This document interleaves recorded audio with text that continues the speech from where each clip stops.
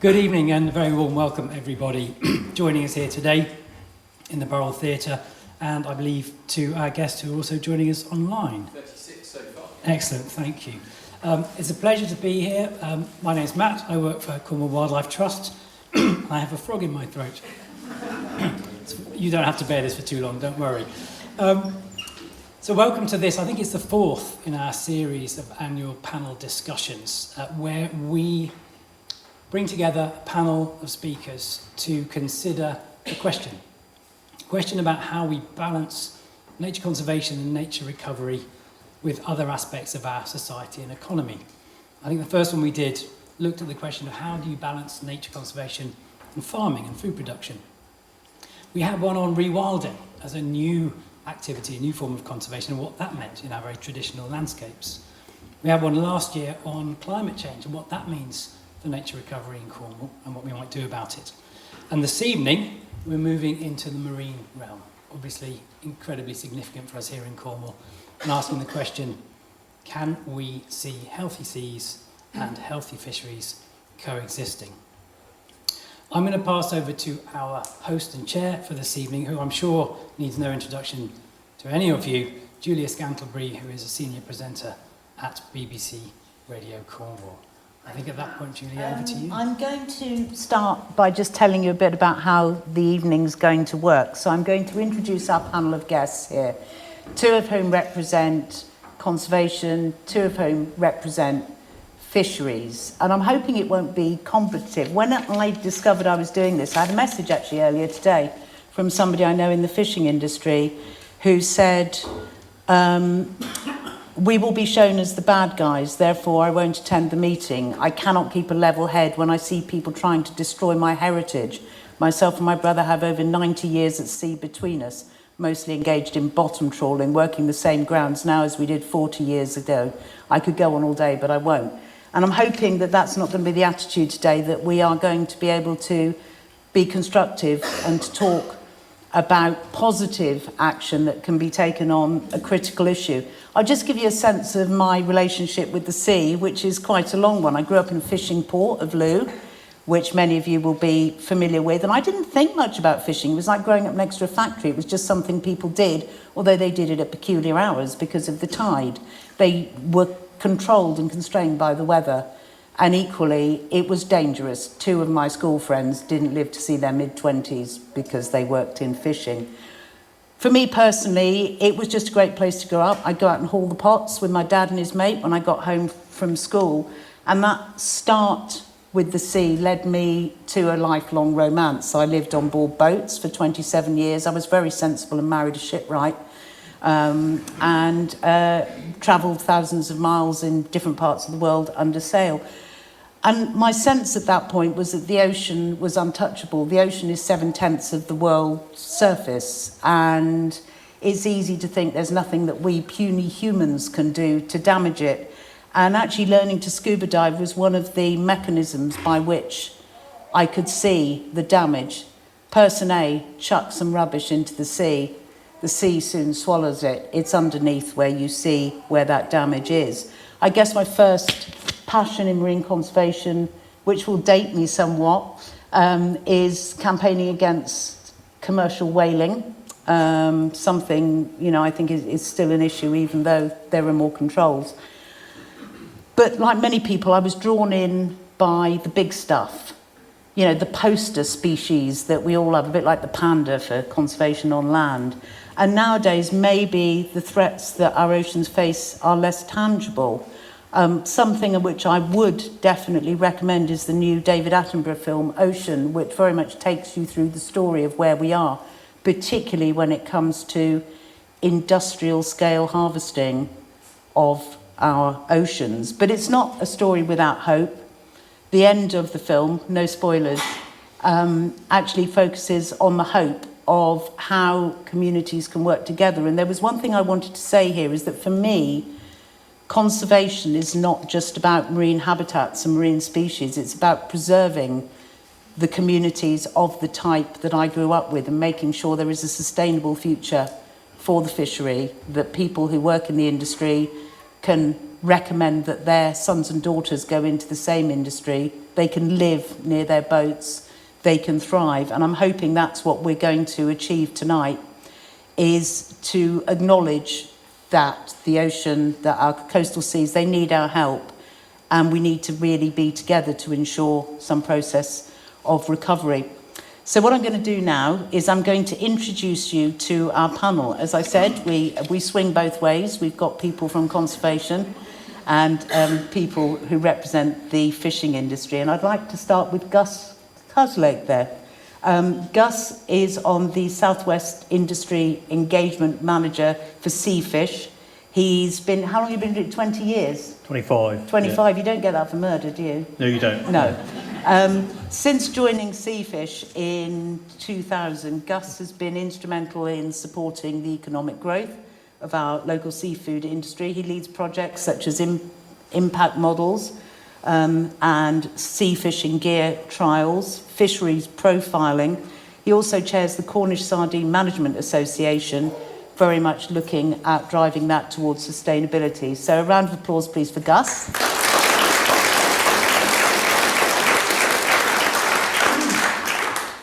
Sitting one over from me, we have Matt Slater. Matt is a dedicated marine conservation officer at the Cornwall Wildlife Trust. He's got a lifelong passion for marine biology. He joined the trust in 2012 when he was a mere child, and has coordinated projects like Shore Search Cornwall, Sea Search Cornwall, and very much involved in bringing new people in. He's trained 200 volunteers in marine wildlife recording, and he also manages the award-winning Cornwall Good Seafood Guide, promoting seafood, sustainable seafood practices. And are you a good cook, Matt? Not brilliant.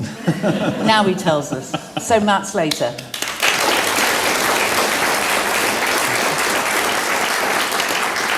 Sitting right next to me here, we have Jason Pasco.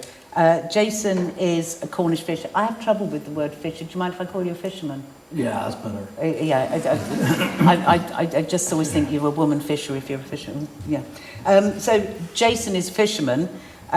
He's dedicated to traditional methods, sustainable practices, and in 2019, Jason co-founded the Fowl Fishery Cooperative CIC, all about promoting sustainable fishing in the fowl estuary. If you saw that series Cornwall, This Fishing Life, you may have seen Jason. It was a BBC show, and he continues to champion traditional sail-powered fishing, preserving the heritage of the fowl oyster fishery, which the fowl oyster, am I right in thinking it's the oldest, it's the only remaining fishery under sail in Europe? It is, yeah. Yeah. So a big hand for Jason.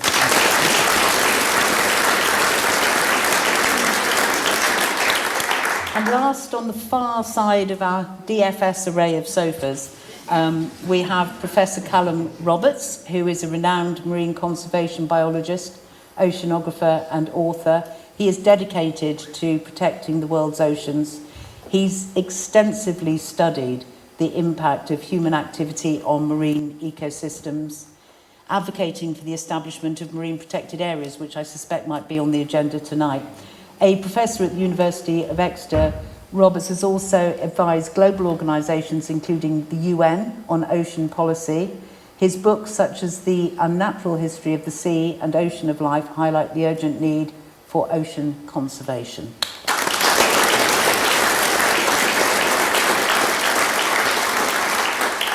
I would ask you, if anything comes up in the discussion and you think, I really want to know the answer to that, keep your tinder dry. There will be audience questions later on in the session.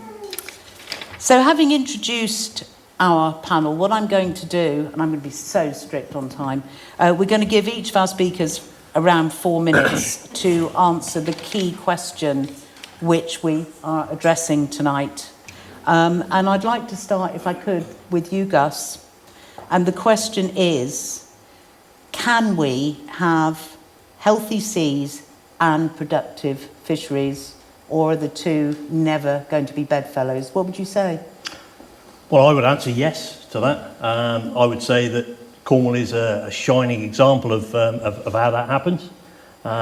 We're very, very fortunate down in the southwest, and particularly in Cornwall, You know, we're at the end of a peninsula where we've got access to 50 different species that are commercially landed on a daily basis. I was talking with Jason there. He knows exactly how many he's catching daily, about 27, didn't you say, Jason? So it's a wonderful resource that we have. You know, we're catching prime fish like monkfish, lemon sole, Dover sole, turbot. You know, we've got 2 MSC certified fisheries. We've got the Cornish sardine. We've got MSC certified hake, and then we've got handline, bass, mackerel, and recently handline bluefin tuna. So we're catching that on a regular basis. We've got species that we haven't seen in years gone by that are coming in because the waters are warming up. Things like cuttlefish, octopus we're seeing a lot of now. Things like red mullet and squid we're seeing a lot more of now as the waters warm up. And then we've got all our fantastic shellfish out there. You know, we've got our lobsters, our crab, our scallop. So, you know, we do very well in terms of the fish that we've got access to. And that is testament to the healthy sea and the way fisheries are currently managed. As part of my role supporting the seafood sector, not only in Cornwall, but the whole of the southwest, I chair the Cornish Sardine Management Association. We're a group of 14 vessels and 4 processors. We catch around 95% of the sardine that are landed into Cornwall, and we process that fish in Cornwall and in Plymouth. It's a fantastic fishery.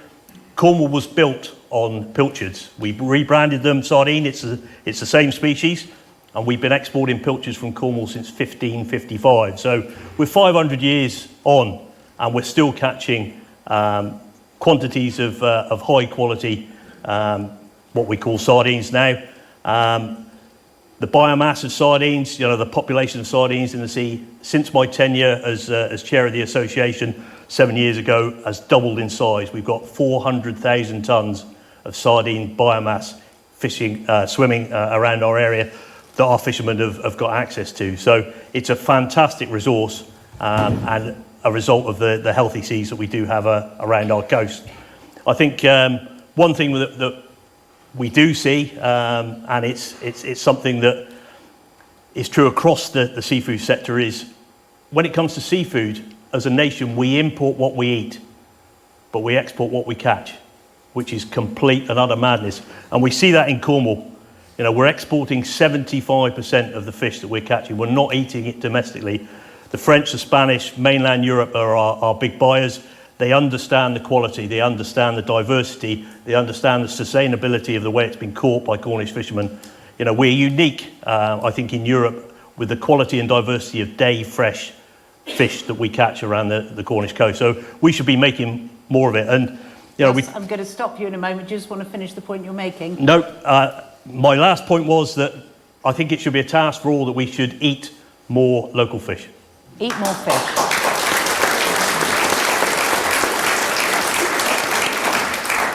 So in this section, we are going to ask the same question of each of our panellists, and it'll be really interesting to see how the perspectives vary. The next one is going to go to Matt Slater, who is from the Cornwall Wildlife Trust and is Marine Conservation Officer. I'm going to put exactly the same question to you, Matt. Again, keeping an eye on the time. Can we have healthy seas and productive fisheries, or will there always be a conflict there? I think we can as well, and I'm going to sort of explain why. So, yeah, hi everyone, I'm Matt Slater. I fundamentally believe that of all the problems that face the ocean, and there are many problems, actually working with the fishing industry is actually the biggest opportunity that conservationists have to see recovery of our marine ecosystems. And I also firmly believe that a healthy sea is essential for marine wildlife, but if you improve the health of the ocean, you're also going to have better fishing. So I was very lucky. I was born and raised a bit like Julie. I was born and brought up in Cornwall. I spent my childhood mucking around on boats in Falmouth Harbour.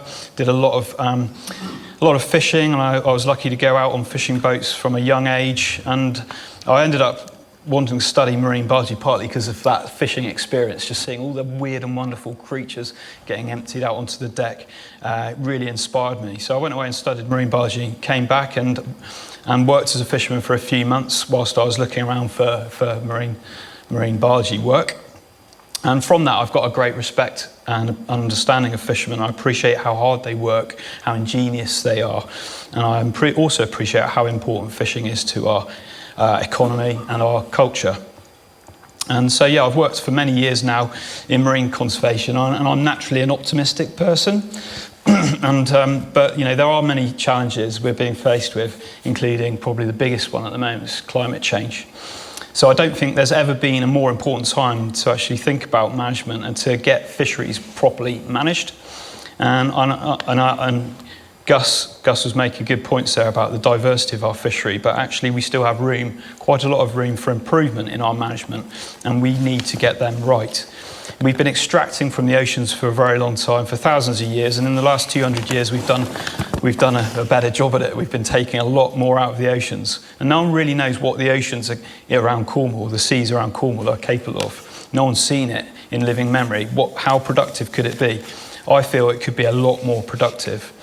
But if we were able to manage fisheries well, we would get back to a point where we had a lot more biomass in the sea.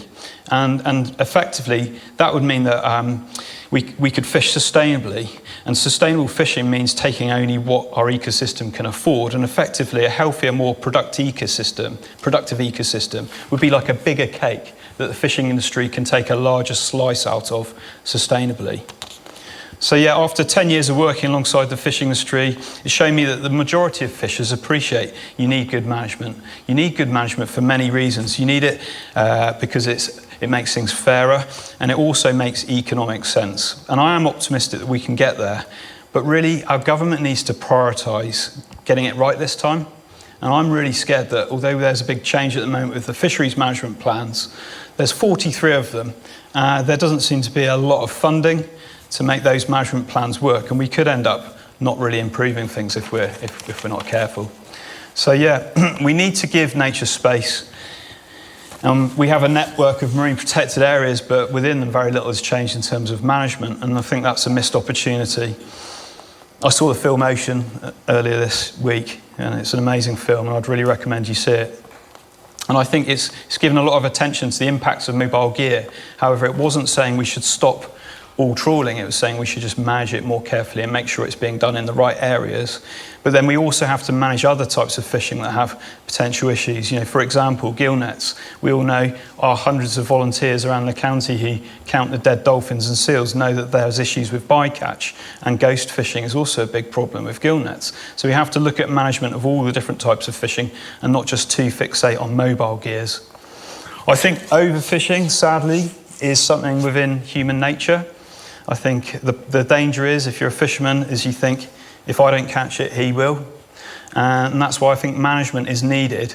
And I think it's naive to think we can manage our own fisheries. And I don't think it's the fisherman's fault when fish stocks crash. I think it's the fault of the government. You know, I remember when Falmouth Bay was full of factory ships, you know, and that didn't end well for the mackerel. But I also support the idea of inshore fishers having a bit more rights. And I actually think that's often the problem. On land, you can own some land and you look after it. And in the sea, we don't have that. It's a bit of a free-for-all. Matt, so if you can sort of round up that point, because I'm trying to give everybody equal slices of the pie. I'm going to get to the end.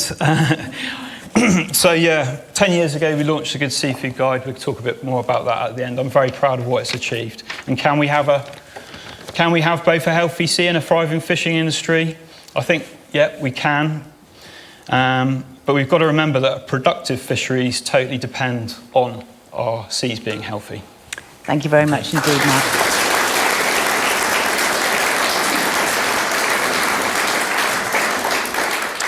Next we turn to Jason Pasco, who is actually doing the job day in, day out. And I'm going to put the same question to you, Jason.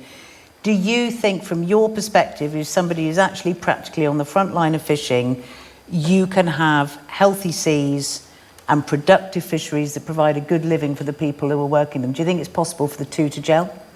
Yeah, I think you can, and I think in Cornwall here we already have up to a point. You know, it's pretty good. I think what has to be considered is any type of food production is going to have some environmental impact no matter what. The same in the farm, and it's no different in the fishing.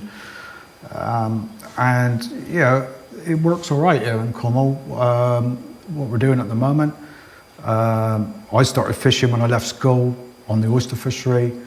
I worked that, and then I went to the deeper water, worked out in the bay, and then I went on the bigger boats from Newlyn and did trips, 7-day trips. And I've worked really as far as you can go out to the continental shelf. So I've seen quite a few different types of fisheries. You know, some are better than others, and for me, I've got older and I've come inshore again to work, and it is a bit more of a struggle, to be fair, but it's okay. You know, there's certain things that can be improved, like Gus's team, Seafish and all, they've altered the mesh size on the trawls and all, they've put that up, and I think that has helped up to a point. The technical measures that they're doing to improve things do help.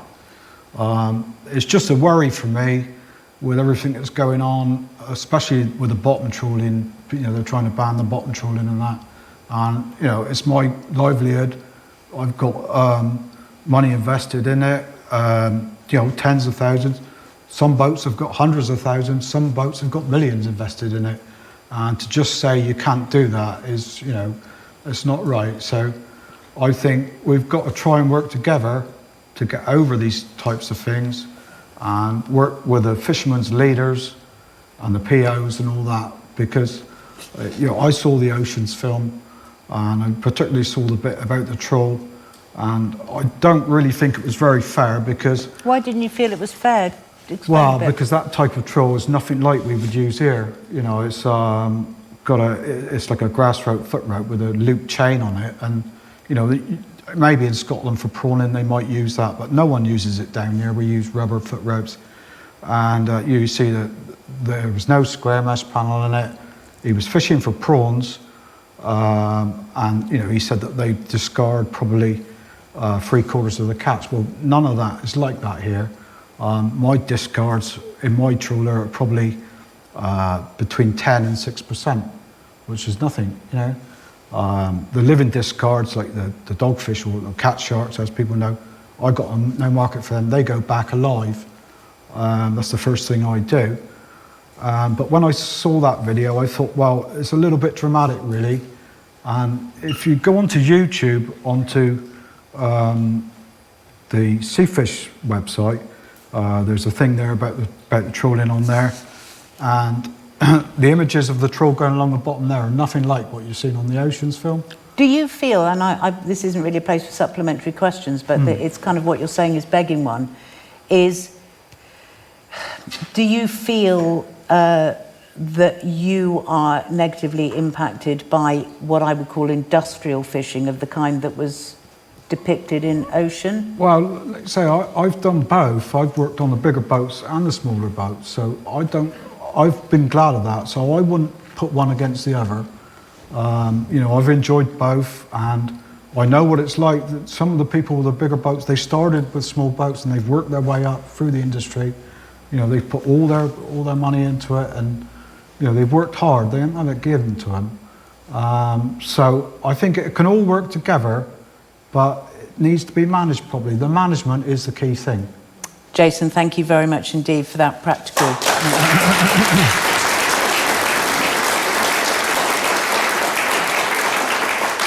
I think we all tend to go inshore a bit when we get older. Wow.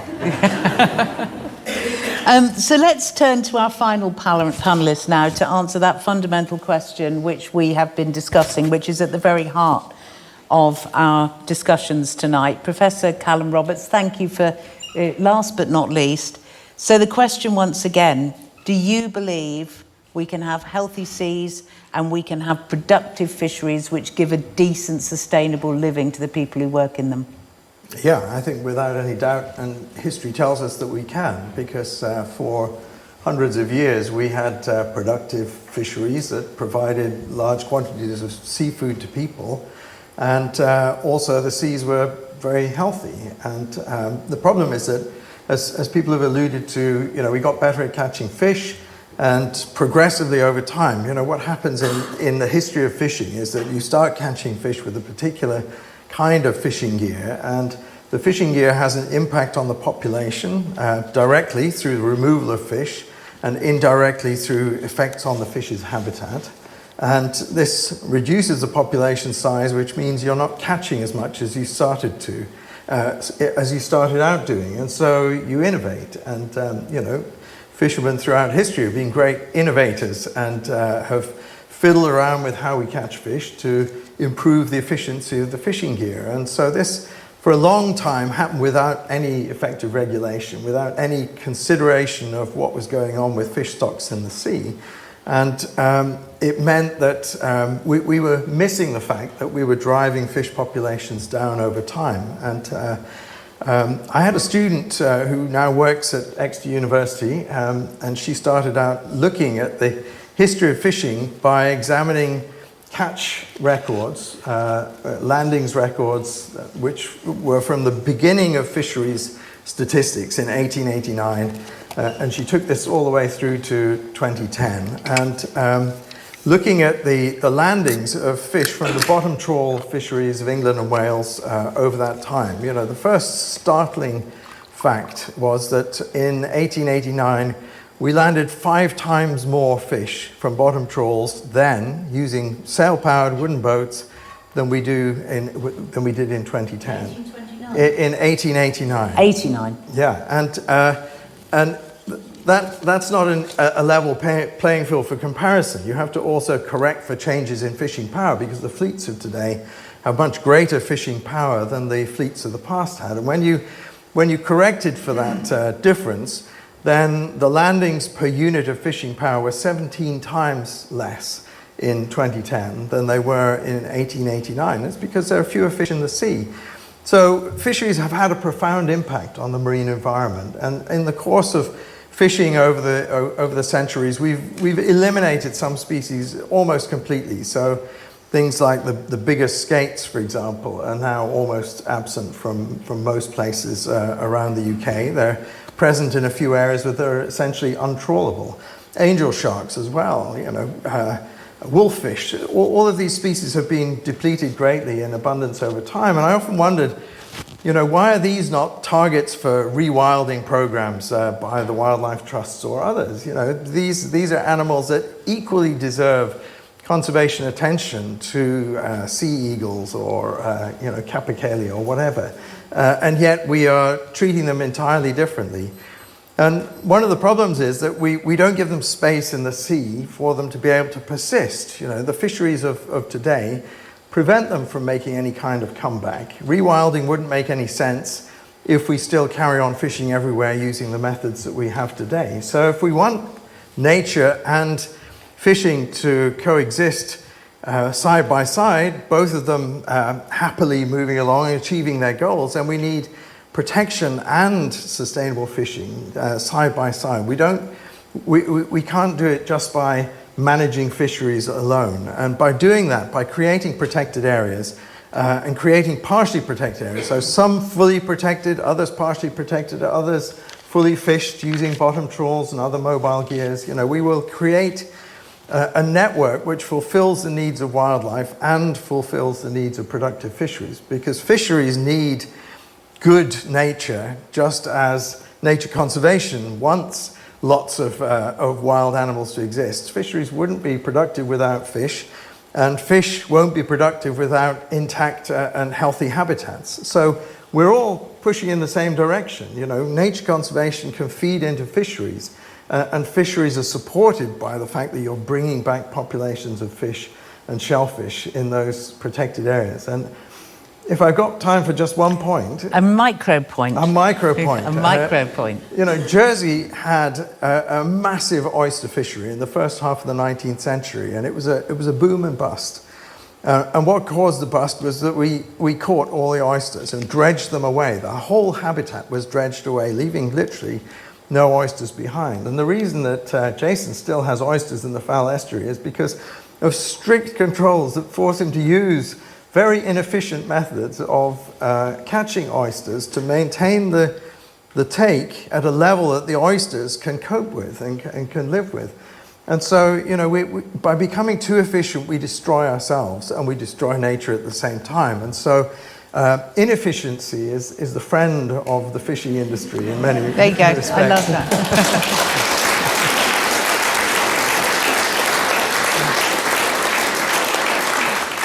At several points there, I could see one of our speakers and the other panellists kind of vaguely itching to jump in and to make another point or to ask a question, which is what we're going to do in our next section.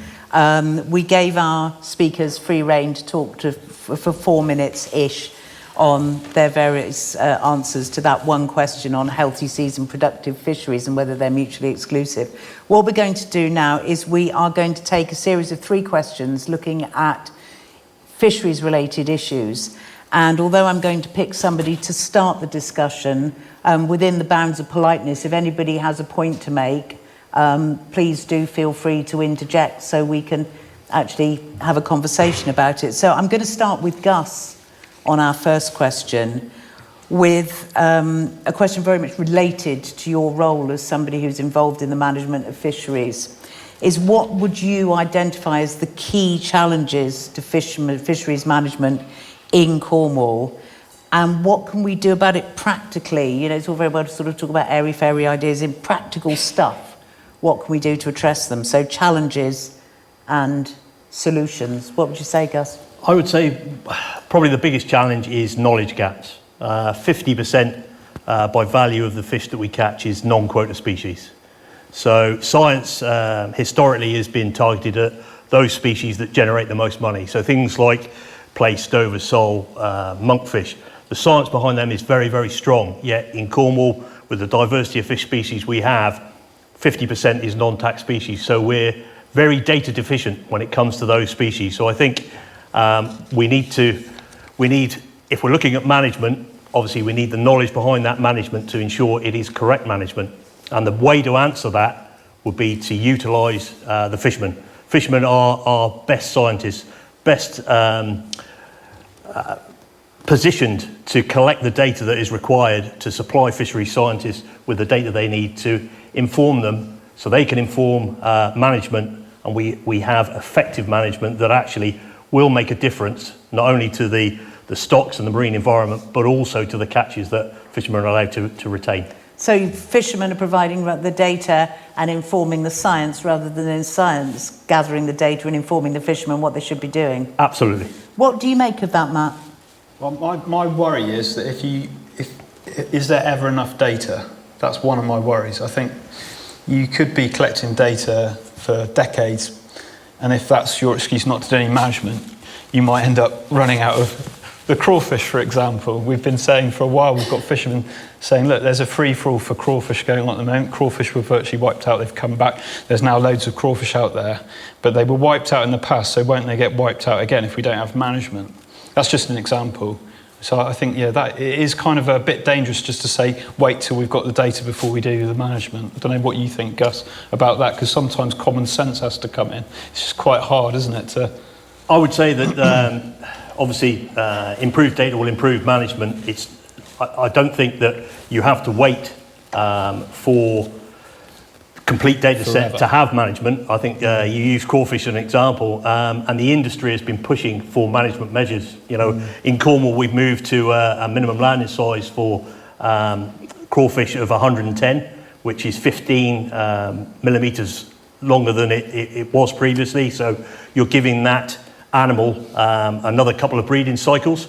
And this was driven by industry. So industry are key in suggesting management measures as long as along with abiding by them when they're put in place. But they have to be relevant. They have to be relevant to the catcher, because otherwise it doesn't make sense. And if you're putting in management that isn't based around good science, then how good is that management? Can I just chuck that one at Jason and say, as somebody who's doing the job, how often do you hear warnings about a species or a certain technique of fishing and you question the validity of what's being said? Do you normally go, yeah, they've got a point, or not? Well, yeah, you hear it all the time, and someone will make a statement and you think, well, no, that's not true. We know we're doing the job, and it's nice to see that with the new management plans that they're putting in place, that they're involving the fishermen in the South West and the producers and all the other people. They're actually having their input, because they didn't do that before. And I can give you a good example of what we've done on the oyster fishery with the cooperative. We looked at the oysters. The oyster fishery's always been up and down, up and down. You have 5 good years, 5 bad years, and I've had to walk away from it because I can't earn a living. And that happened recently to me. So we looked at the oysters, and the minimum size has been 2 5/8, which is 67 millimetres, for the last 100 years. They put it up from 2.5 to 2 5/8 100 years ago. What we're finding is the oysters were all getting taken before they were good marketable size, and it was just like a trolley dash really. And they get wiped out, and you come down the next year, and there's not enough to give you a good living. So we studied, I think it's 2,500 oysters. We measured them, we gauged them, and got an average weight for them. And we worked out with our market that to get the average weight in the right place where we need it, the ring would have to go up 5 millimetres. So we worked with Cornwall Wildlife, we did that, put in an application for it, had to go to Parliament, which takes a long time. So we've actually done that. And that was of the volition of the people working the industry. Exactly, yeah, because it's no good, if you rely on the job as your sole income, you've got to be able to do the job. We've got to be as sustainable as what the fishery have. Can I just ask Callum to join in the mix here? And the question which occurs to me from outside is, how would you assess relations between the science and the people at the front line? Do you have a bigger job to do in selling the benefits of what you're promoting to Gus and to Jason? I think one of the problems in the relationship between science and the fishing industry is that science is always a little bit behind, I think, where the fishermen are, because fishermen are out there sampling every day, and they're seeing things in real time. Science samples at intervals and then goes away, analyzes data, comes up with recommendations, and by the time the recommendations are implemented, things might have moved on. And so, there is this tension between people in the industry who might see a lot of one species that the scientists are telling them is scarce. So inevitably there is some degree of difference in opinion. I think building trust between scientists and industry is essential to try and overcome the skepticism on both sides about the positions that and hopefully each group tonight is taking. we're starting to do that to some extent.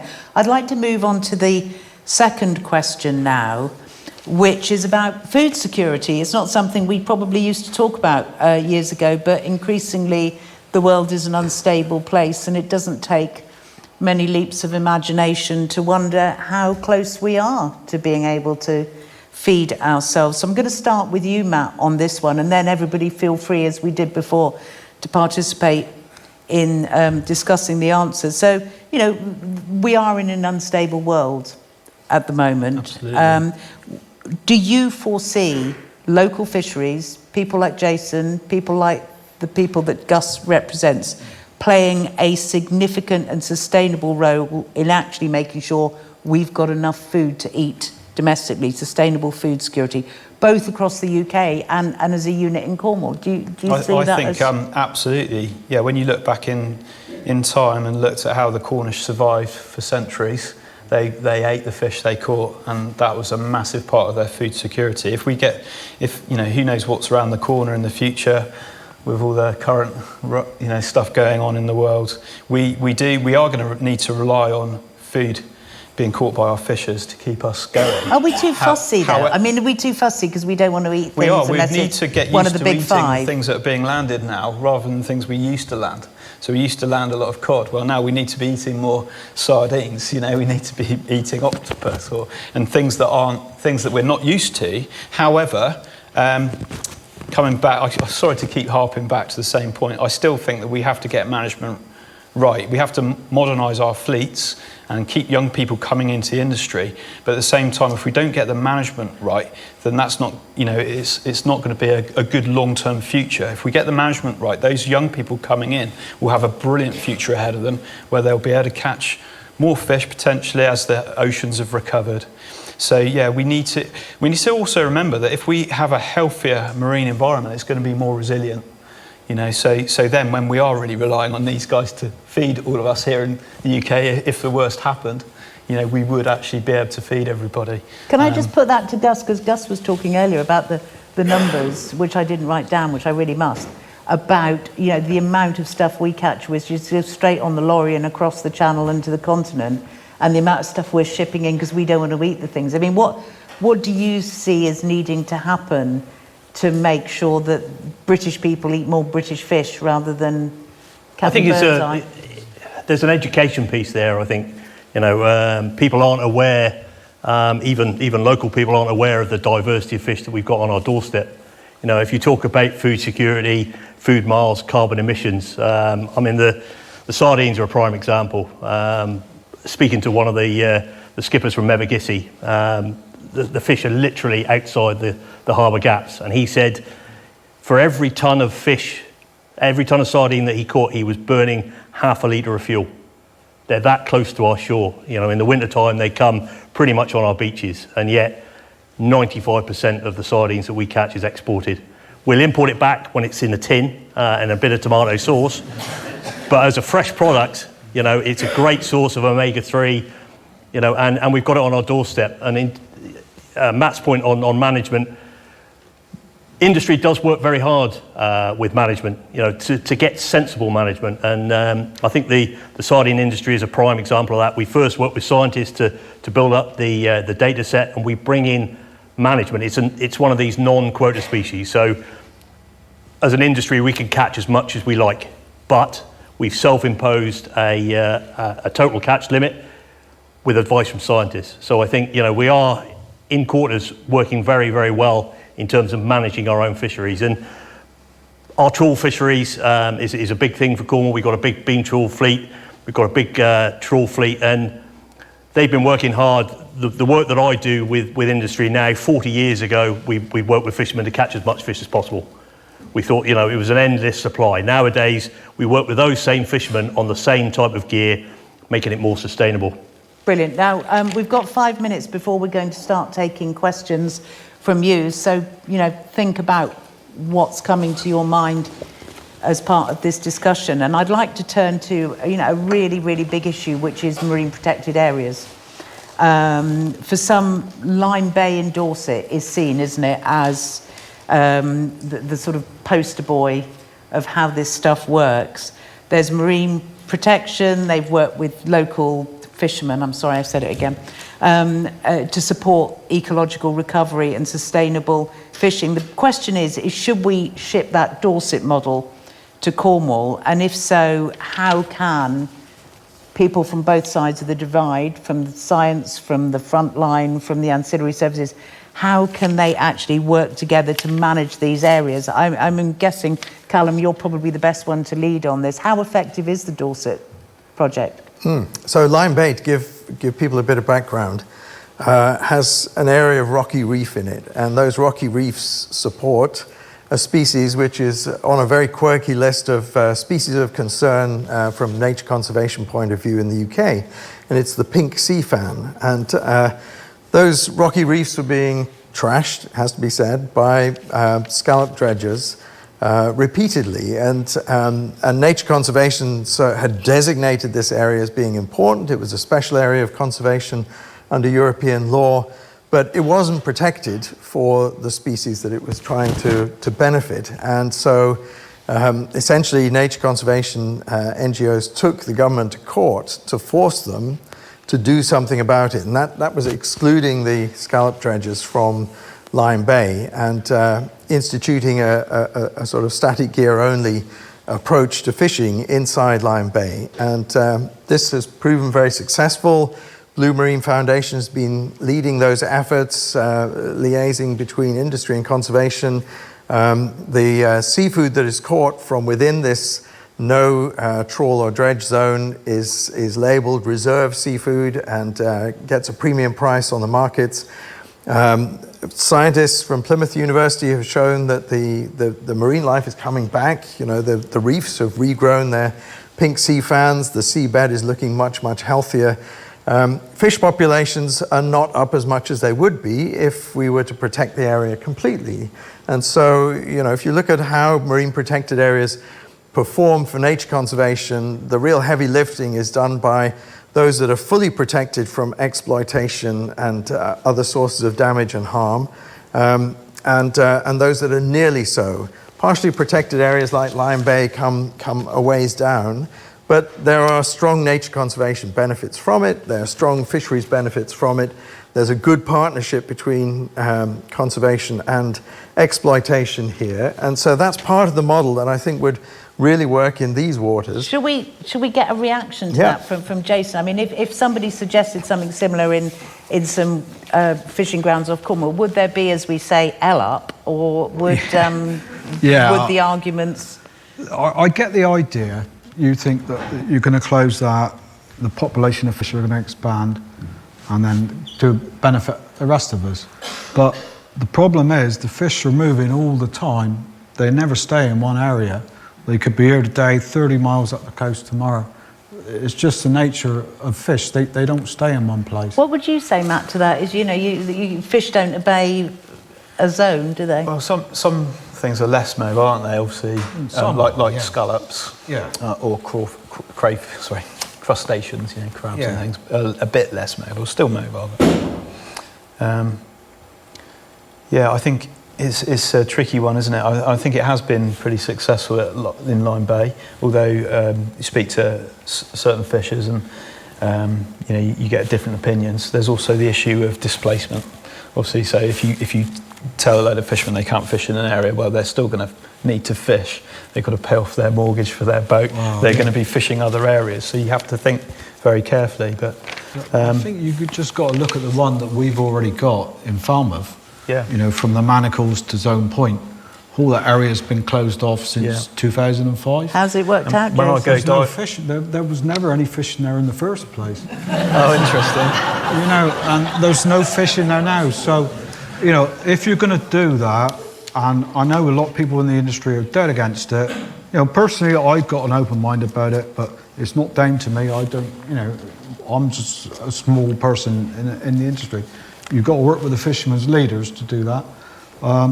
But if you're going to do that, you've got to do it on an area where there's fish. I mean, it's certain places. Are you saying left and right hand don't know? No. I'm sorry, mate, to disagree. Yeah. But I suppose that's why we're here, isn't it? To have debates. Yeah. So I was diving off Pendennis Point the other day. Never seen so many scallops, and the merle bed there is looking really healthy. Yeah, I'm not saying that. So it looks to me like it's recovering. Hopefully. The merle and the seabed, I get that, but the actual fish, the population of fish, there's no more fish in there than there was 20 years ago. How long would you say till I'd probably Jason agree sees with a you benefit? In terms of demersal fish, I'd agree with you. But a lot of those demersal fish stocks aren't doing that well, are they? Well, that's the whole of our area, the North East Atlantic. I just think there's ways of working together around this issue with the conservationists and the fishermen.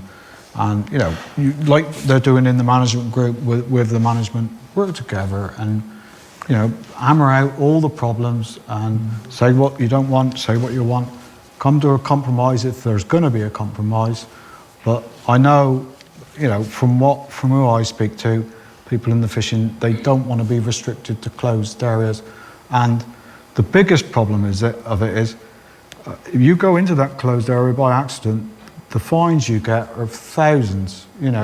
Why would you want to put that on yourself?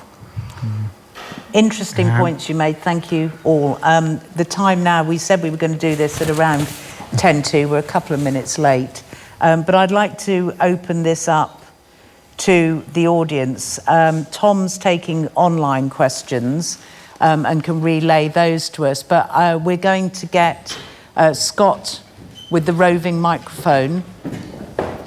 In fact, we've got two roving microphones, so if you have a question, could we go to the gentleman in the cap at the back there, please? Always reminds me of old Treasure Hunt with Amica Rice, for those who are old enough to remember it. Good evening. Thank you all for this fascinating talk this evening. My name is Julie Roberts. I'm chairman of Three Bays Wildlife Group, but I also own a tourist business in Mabagizzy, and recreational sea angling is a big part of that, and we've not discussed that yet this evening, so I just like to know the panel's a few points on recreational sea angling, please.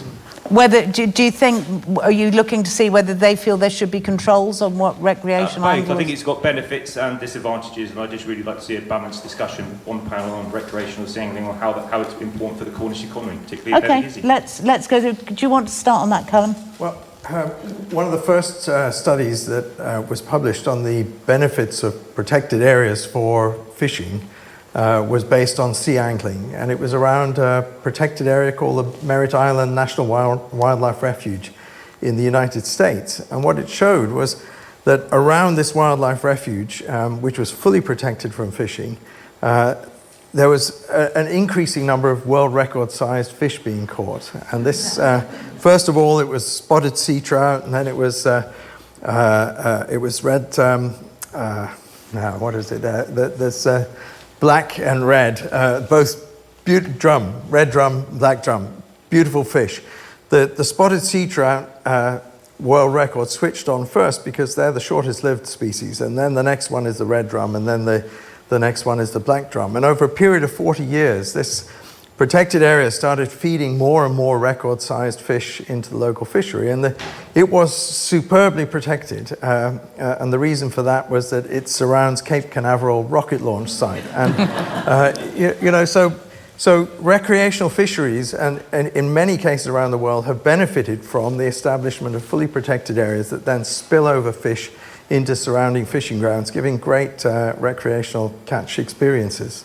Can I put that one to you, Gus? I mean, obviously you represent the commercial sector. Do you think there should be any controls on recreational angling? What's your perception of it? Do you see it as a sort of rival activity or not? Well, it is a rival activity for certain species. I think at the last count there is 1 million recreational anglers in the UK, and I think we're down to about 7,800 commercial fishermen. So as a vote winner, the angling sector has got a bigger voice, I would say. But when you're looking at fisheries management, the only thing you can manage is fish take, be it by a commercial vessel or a recreational angler. I know some of these recreational anglers have got the ability to target and catch quite a lot of species. One species that come to mind that is very topical in Cornwall at the moment is pollock. Now, the commercial sector has currently got a quota, even for the smallest of boats, of 75 kilos per month. 75 kilos, average £5 a kilo. You know, what's that? £400, something like that. That's what a commercial fisherman's allowed to land. For a commercial angler that can potentially catch 100, 200 kilos of pollock a day, if he's any good at it, there is no limitations. So I think if you're bringing in management measures, you ought to do it for the recreational as well as the commercial. You don't want to target one particular sector. Jason or Matt, do you have any thoughts on that? Jason, you go. I just think, like Gus said, it's not fair for us to be targeted and not the anglers. I appreciate that they do it to earn money out of tourism and that's fine. But it's difficult, really. It's for us to be hit so hard and then the anglers are allowed to carry on is a bit. See them coming ashore with a bin bag full of fish. I can give you an example of what happened. A friend of mine was fishing for pollock, fishing with nets. He caught pollock by accident and he got boarded by the Fisheries. And he looked at the fish on the bottom board. He said, "Oh, what are you going to do with them?" And he said, "Well, I'll do whatever you want me to do with them." And the fisheries officer said, "Whatever I tell you is going to be breaking the law." He said, "If you keep them, you're breaking the law. If you throw them back, you're breaking the law. I can't tell you what to do." That's what the situation is. Jeremy, can I just ask what your take is on that? I say tourist visitors in Novagizzy, and most of the tourists or people that come to visit Novagizzy are recreational sea anglers as well. So I think it really does rival in certain months of the year the commercial sector as well. So it's really interesting to see the debate between the two sides. And again, it's working together, I think, as a whole, which we're hopefully working together in consensus to get a solution that's benefit for all, really. I just wanted to flag it up as a different sector. Interesting point you made. Thank you very much indeed. Who's next? We've got someone there. I'm looking into the shadows, so all I can see is a white shirt. It's got bicycles on it. Ah, lovely. I'm Matthew from Falmouth and the Sustainable Food Cornwall Partnership. Thank you for a brilliant panel, brilliant chair, brilliant speaking, and congratulations on sardine fishery. So that just shows what self-management can do to add value in the Cornish economy. My question is the David Frost, I think it was called, Boris Johnson deal has the Euro quota frozen till June 26, and there's all the talk this week in the press that that's going to be extended by Keir Starmer. So it's a Brexit question, really. Have we noticed any benefit at all to the fisheries locally in terms of helping our conservation? Do the European fishers have any? Are they less sustainable? It's been indicated from the panel some of them are less sustainable. Is that something we should be worrying about and getting noisy about with our MPs, please? Interesting question. So basically, have you seen a Brexit dividend? Well, I mean, fishers, I'll say it, there you go. Fishers were very pro-Brexit, not universally, but solidly.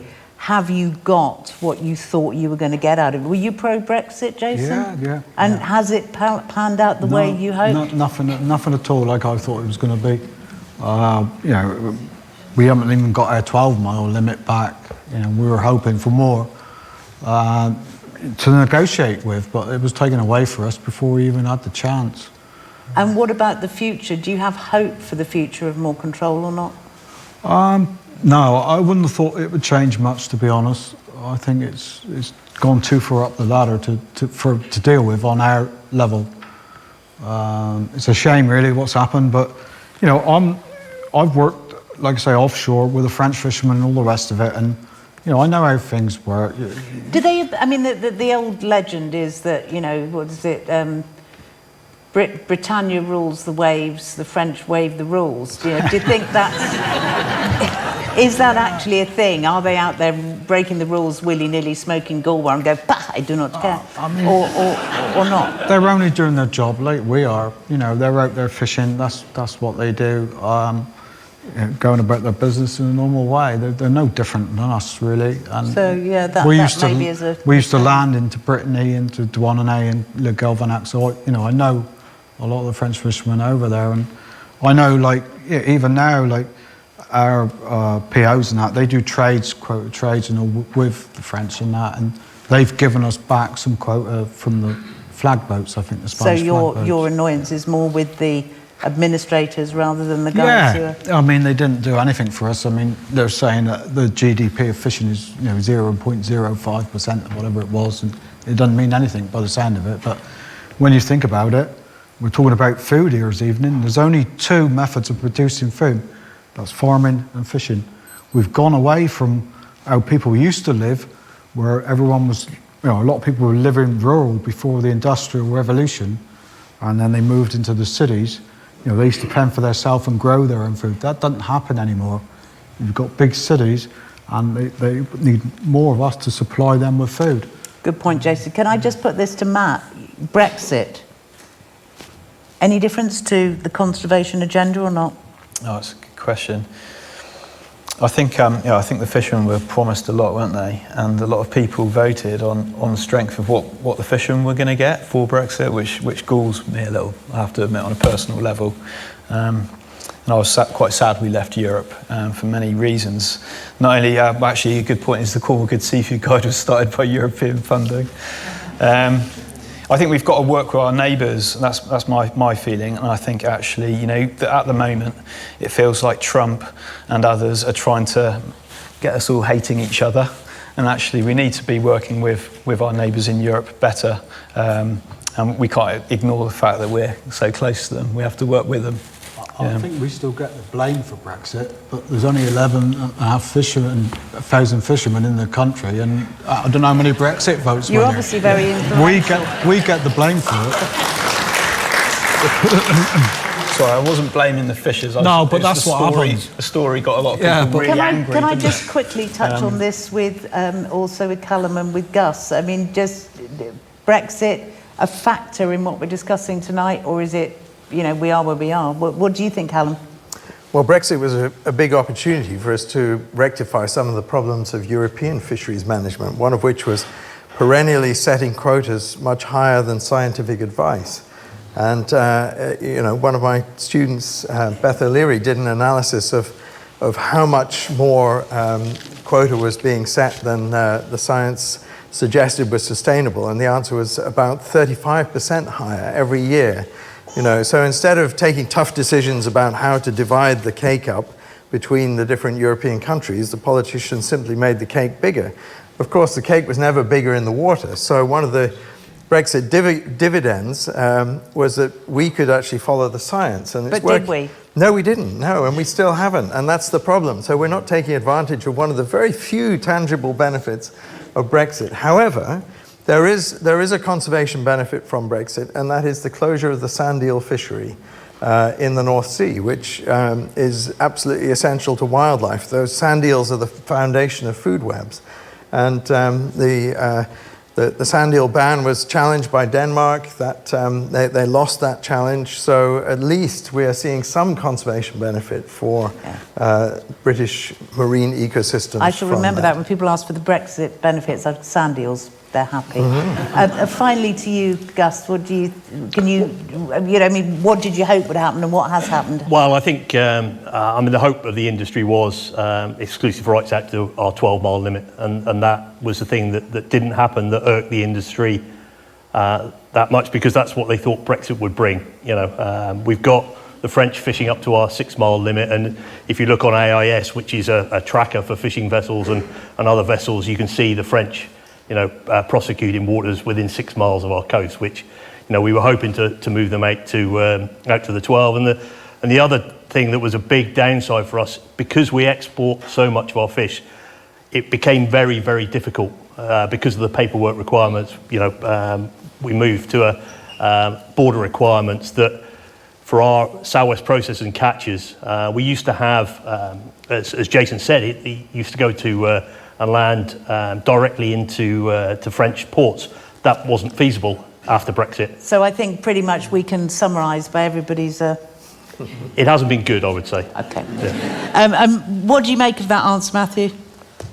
Yeah, I think I agree with it, and that's where we're at. What I'm interested in is right now it seems to be in the midst, and because we're in a kind of chaotic time, it's just worth wondering what we can do. It's really, the current, it could be, my understanding is, from June 26, if we held our nerve, we could still get some of those benefits back. We could get back to 12 miles. Do you think we can? It would be nice. It sounds pie in the sky. Matt, do you think we can get 12 miles? Well, I hope so. Yeah. I know there's a campaign being launched, isn't there, by the CFPA to do that and to campaign for that. Realistic, Callum, what do you think? I don't know. It's above my pay grade. Oh, that's devious. Yeah.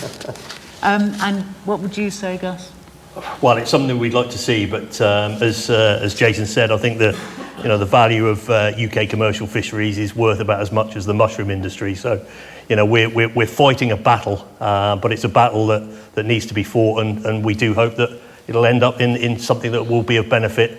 And what we really wanted from Brexit is that exclusive rights. Right. Thank you very much indeed. I'd like to move on now. Yes, a question there. Run like the wind.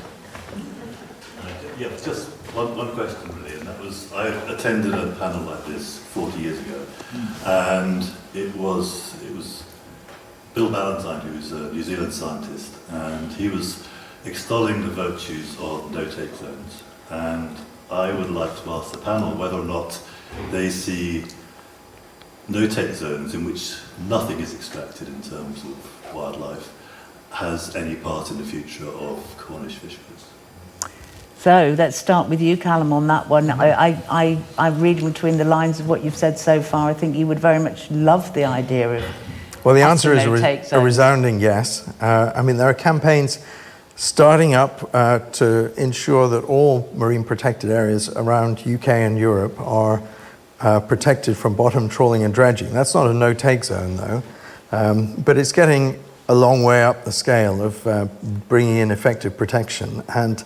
But as I said earlier, fully protected areas, which is a no-take zone, are the ones that are doing the really heavy lifting of marine conservation. So in any conservation portfolio, you need to have fully protected marine reserves. And the world is now committed internationally to pursuing the establishment of protected areas across 30% of the ocean.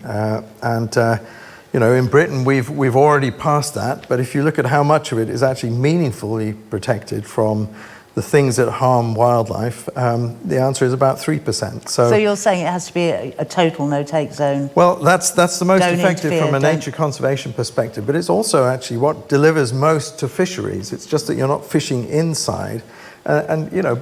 Jason, you made the point, well, the fish move up the coast. Well, yes, and a protected area is supposed to protect the fish while they're in it, and you have to wait till the fish come out of the other side if you're fishing for them. There are areas that we want to save for wildlife, to act as a refuge, and that means that we don't exploit them while they're in there, and we do exploit them while they're outside. Is there evidence that people who rely on fishing for their livings, commercial guys, that they actually would say there is an area where there is an utter no-take zone and it's been better for me? Could you provide evidence of that? Yeah, so there's an example in the Attenborough film, Ocean, which is from the California Channel Islands, where they created a network of no-take zones which cover, I think it was 35% of the seas around the Channel Islands, and those rebuilt populations of fish and shellfish. They were particularly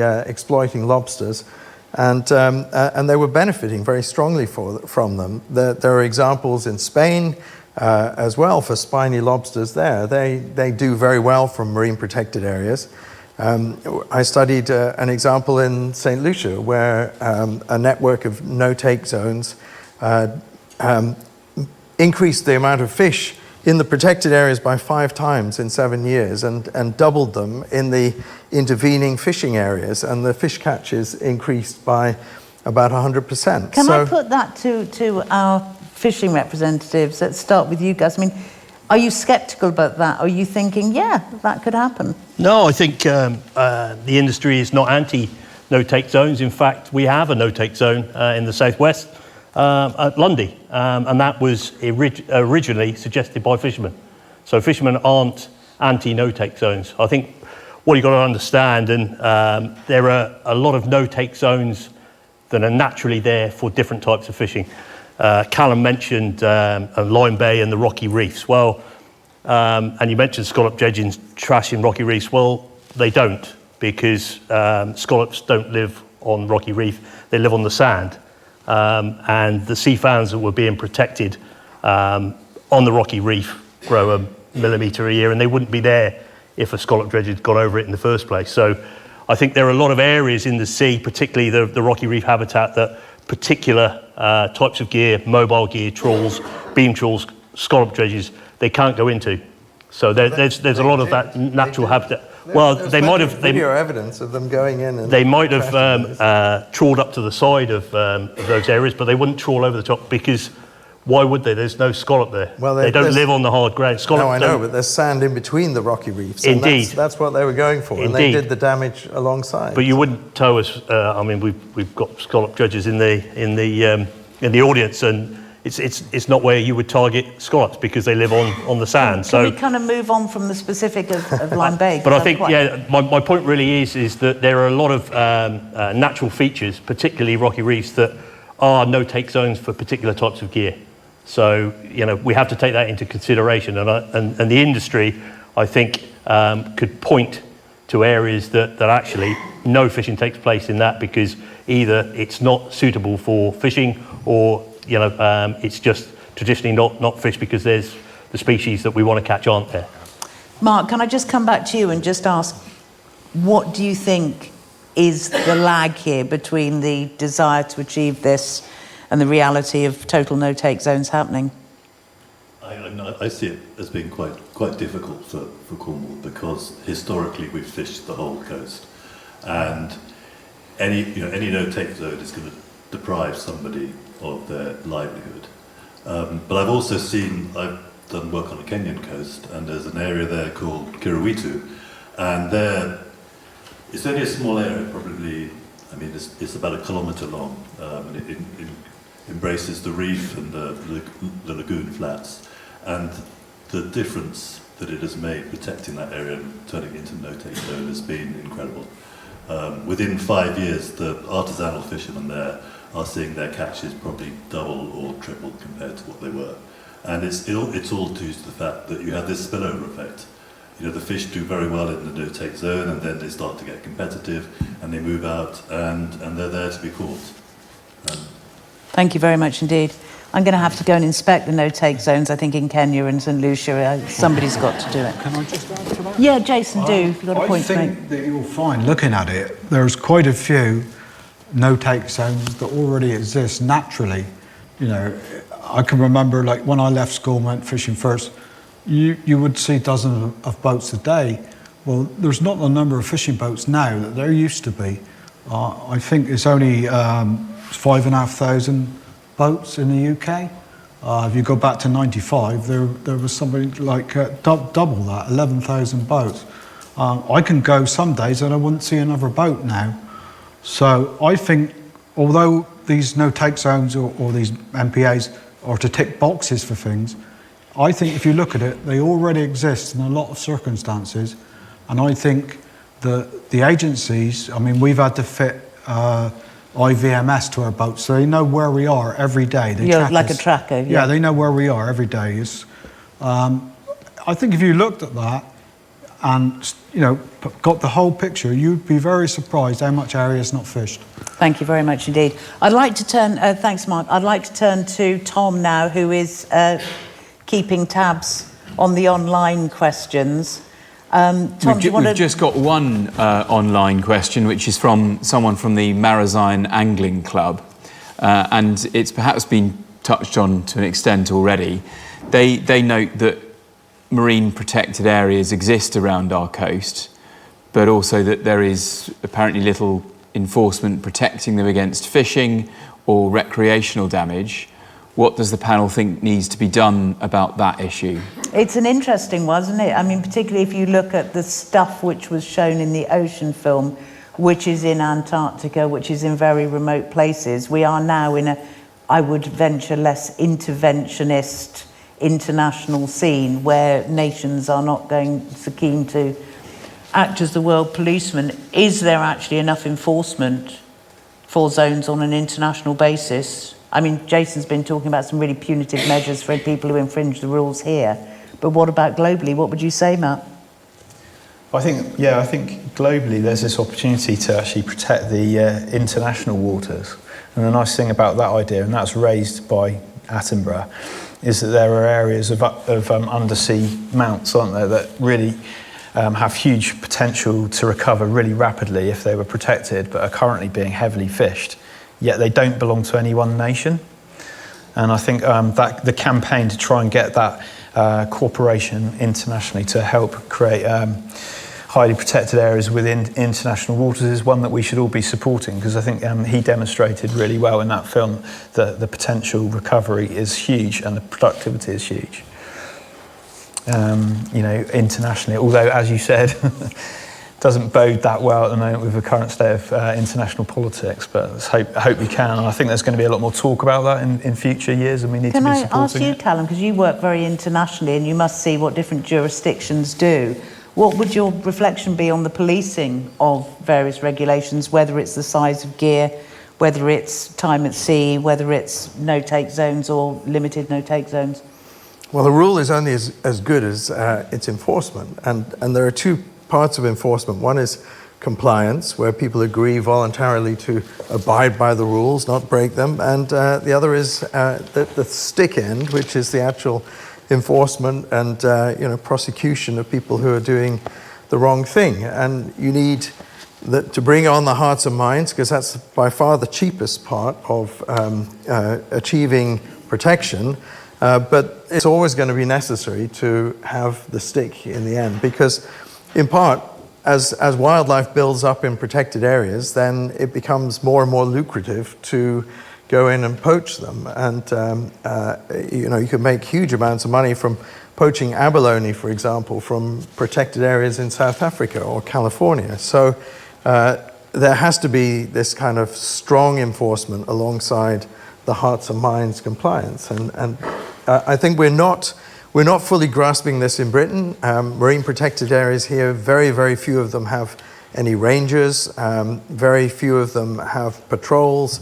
and monitoring that is adequate. Very few of them actually protect from the things that are impacting and damaging those protected areas as yet. So, we've tried to have our marine protected area network for free, and what we've got for free is one of the world's most comprehensive networks of paper parks. What we need to do is transform that into something that really works, and that will require big investment in management.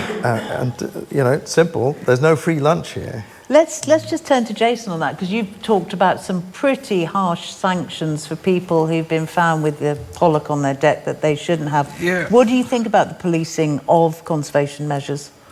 Who's going to do it, for a start? I mean, I know just our local authorities, the FCA, they've got a funding problem. They haven't got the facilities or the manpower to do it, and it's going to take an awful lot of people to police a big marine protected area. I just don't see there being the funds for it. What about you, Gus? What's your thought on the enforcement? It's all very well declaring something, but if you don't enforce it... I think in the UK, and Jason touched on it, all vessels now, as of Monday this week, from the smallest inshore commercial vessel, has got a tracker on. I've got a 4.5 metre boat, which is no bigger than a soap dish that floats. And I've got a tracker on that, so they know where I fish when I'm out the harbour all of the time. That's reporting every 2 minutes. So I think technology is the answer in terms of getting successful management there. And we are one of the most strictly managed fisheries in the world in the UK. So we're ahead of the game. We can do more, and I think as technology moves forward, I think the use of REM, remote electronic monitoring, the use of cameras, I think will tick a lot of boxes in terms of compliance. So I think we're ahead of the game. Thank you very much indeed, and thank you to the person from Marizine Angling Club, wasn't it, that submitted that question. I'm going to conclude the panel discussion now by asking each member of our panel to talk for approximately a minute. I'm not going to be too harsh on it. Really about one key thing that you would like our audience, both online and here in person, to take away with them, and maybe an action you would like them to take, whether if that's considering eating different species of fish or something you think they should watch or see or read or learn. So can we do it from left to right? For you, Jason, what would you like people to take home with them tonight? Yeah, I think, fish is an important thing, especially here in Cornwall. A lot of fish eaters in Cornwall. But it's the markets are difficult for us for a lot of the species. I think the thing, if you can, be a bit experimental, try some different types of fish. You'll be nicely surprised what they're like. I sell fish from my boat straight to the public, and sometimes I'll give them a sample to try, and they'll come back to me and say, "Oh, I really like that." I said, "Well, I won't tell you the name because you won't like the name of it." What do they least like? Which name really puts people off? They don't like witch soles, and they don't like megrims, stuff like that. Really. Yeah. It's just it's the name. The name puts them off, and a lot of times, I think. So, Jason, try something new fish-wise. Yeah, give it a go. You've nothing to lose. Nothing to lose but fear itself. Right, nothing to fear but fear itself, isn't it? Matt, what would be your takeaway you would like people to... Could I just mention something about Jason's point? Yeah, they call it a Cornish sole now, don't they, a megrim? Yeah, that one it's just hard to get out of the habit of calling it a megrim. I know. So, Matt, what would be your takeaway? What would you like people to do, to act on? Am I allowed to, or...? If you do them really quickly, how about that? First one is visit Cornwall Good Seafood Guide, obviously, and learn all about this. There's so much information on there, and we haven't had time to cover, half of it, have we? A tiny bit of it really tonight. But the other thing is, I think, it's important to ask your MP what they're going to do to better manage fisheries, and I think that. MPs get a lot of grief on lots of different issues, but they very rarely get asked about fisheries management. And if and when we have another general election, I think we should be asking, our new leaders, what are you going to do to try and sort out fishing and ensure that it is as productive as it could be for generations to come. So that's my. Thank you very much indeed, Matt. Gus, what would you like people to take home with them tonight? A piece of fish would be great. Unfortunately, we haven't brought any along with us.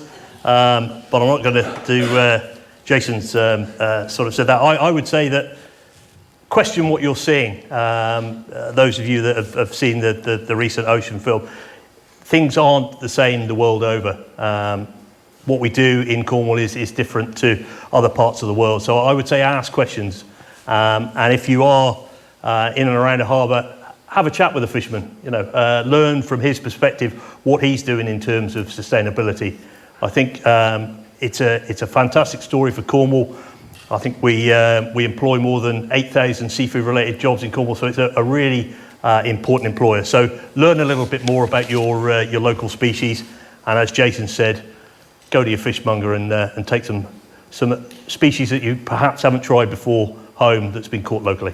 Thank you very much indeed. So far we've had try new fish. Don't forget the Cornwall Good Seafood Guide. I think that's good. He's got it tattooed, Matt, on his inside of his eyelids. And lobby your MP. What are you doing about fishing?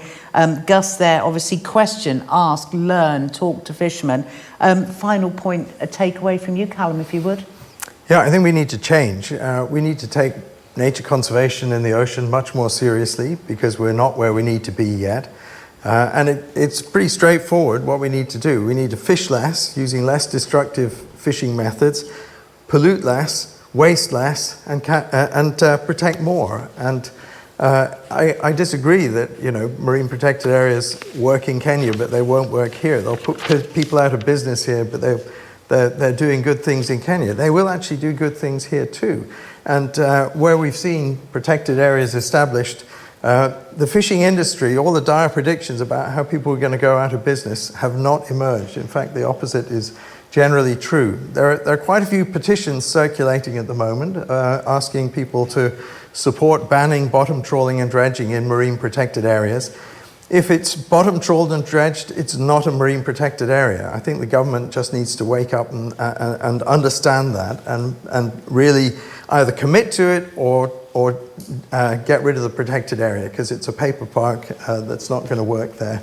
There was a petition delivered to the EU Commissioner of Fisheries today with 250,000 signatures, one of them organised by Patagonia and another one through the Blue Marine Foundation. So I think those are well worth supporting to get nature conservation fully embedded in the seas around Europe. Thank you very much indeed, and hopefully that's given you some food for thought. For final remarks, I'd like to return to where we started by reintroducing Matt. It makes it sound like I'm rewilding, doesn't it? Matt Walpole, who is the Cornwall Wildlife Trust CEO. Thank you for listening.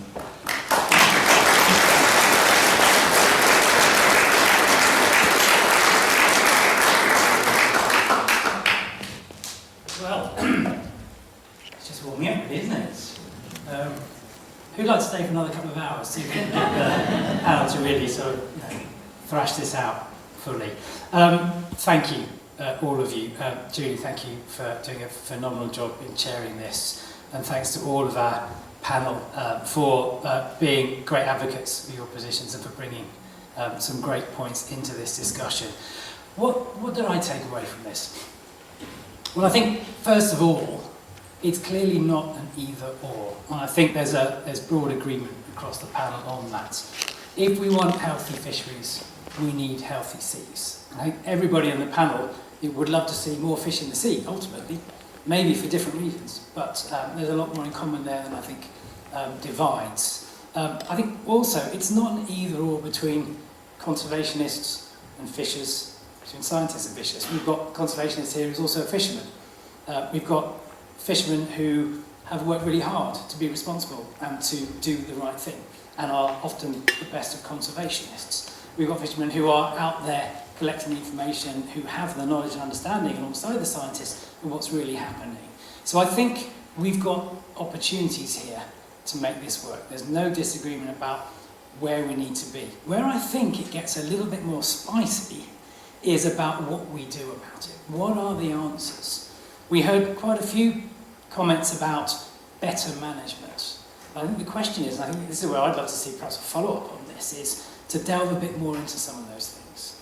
We talked about, and we got a bit more exercised around no-take zones and marine protected areas. You know, that's one set of solutions. It may work everywhere, it may work in certain contexts and not others. You know, there are different fishing practices, there are different fishing gears.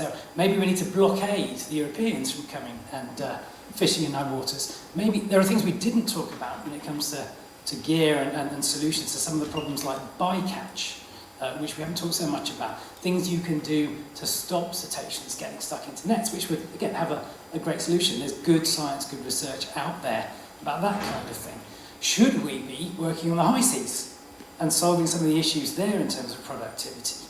Should we be looking to the regulators and governments rather than piling it all on the fishermen and the fishing industry? I think when we go around the table and when we think about this, we are seeing different perspectives, and I'd love to explore that a bit more. But at the heart of it, we all agree that we live in a place that has a phenomenally rich marine environment around our coasts. It is diverse, it's rich, it supports an amazing fishing industry. Maybe it's an industry that is a little bit more responsible than elsewhere.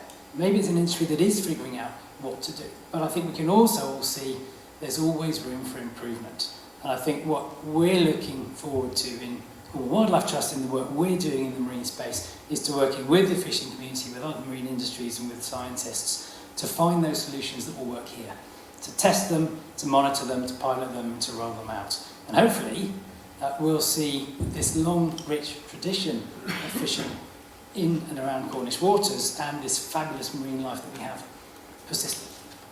So once again, thank you to all of you, and to all of you in the audience and online for some great questions. I do get the sense we could have carried on for at least another 2 hours. Before we close though, I think, Matt, I'm turning back to you to perhaps say a little bit more about the work we've been doing around There you go, I think I've already mentioned that, haven't I? Your bit to ensure we've got both. So yeah, this month we're actually celebrating the 10th anniversary of Cornwall Good Seafood Guide. So I'd like to thank all of the people that have been involved in supporting the project.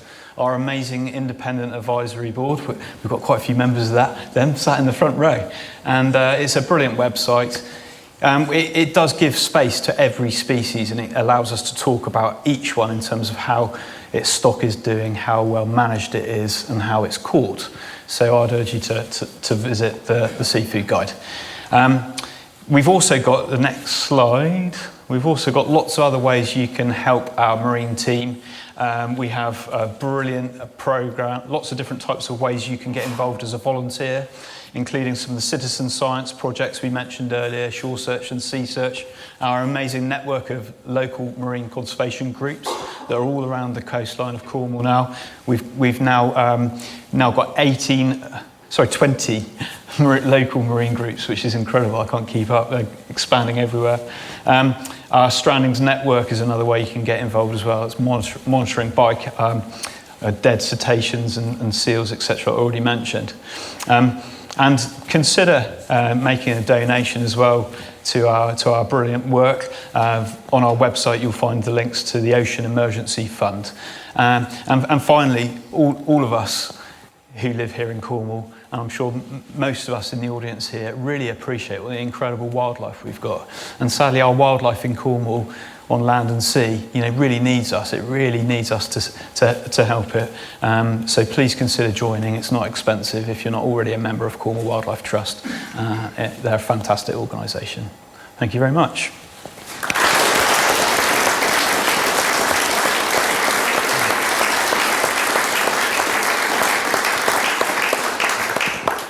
Thank you, Matt. And again, thank you to all of you for coming this evening. These events don't happen without you. You're the reason we put them on. I hope you've enjoyed it. I hope it's been both insightful and interesting and a little bit fun.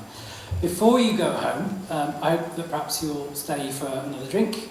Where would that be, Scott? Upstairs? In the foyer. Yeah. Super. Maybe a chance to chat with the panel as well. When you do head home, then do have a very safe journey. We very much look forward to seeing you at our next event. But before we go, perhaps we could put our hands together again for our fabulous panel.